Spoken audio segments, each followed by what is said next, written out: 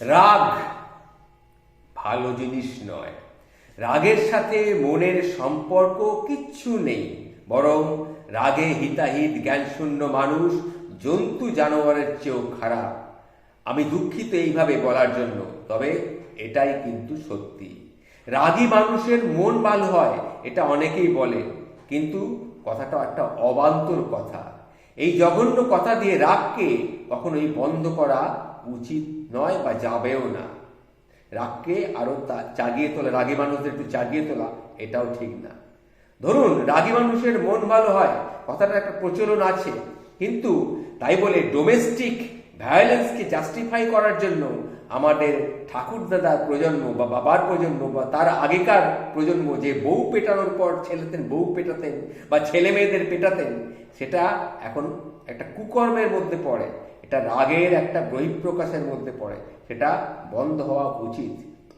আবার সাধারণত নির্যাতিত হওয়ার পরেও ঘরের বউ বা ছেলে মেয়ে জবাব হতো এমন, আমার বাবার রাগটা একটু বেশি, কিন্তু মনটা অনেক ভালো, এটা আমি বলতে শুনেছি।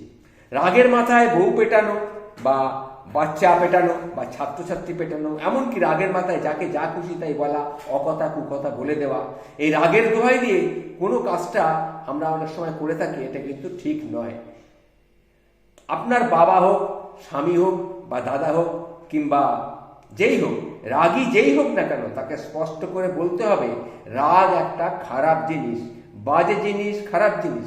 এটা ভালো মানুষের কোনো গুণই নয়, এটা কোনো গুণই নয়, এটা একটা দোষের মধ্যেই পড়ে।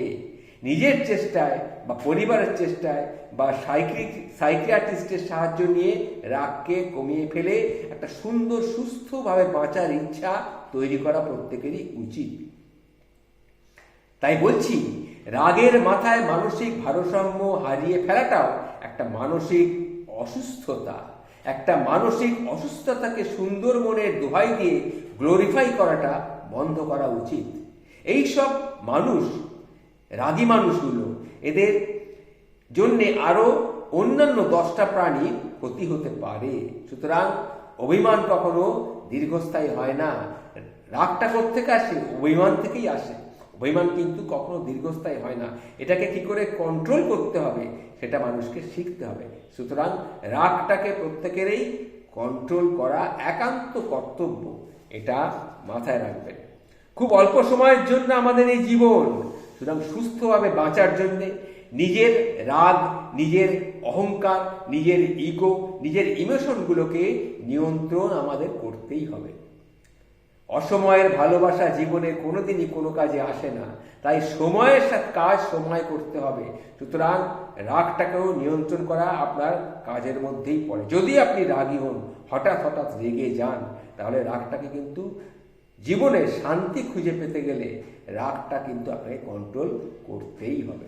কারণ আপনার এই রাগের ফলে কোথা থেকে কিভাবে যে আপনারই জীবনটা নষ্ট হয়ে যাবে সেটা আপনি বুঝতেও পারবেন না। নমস্কার।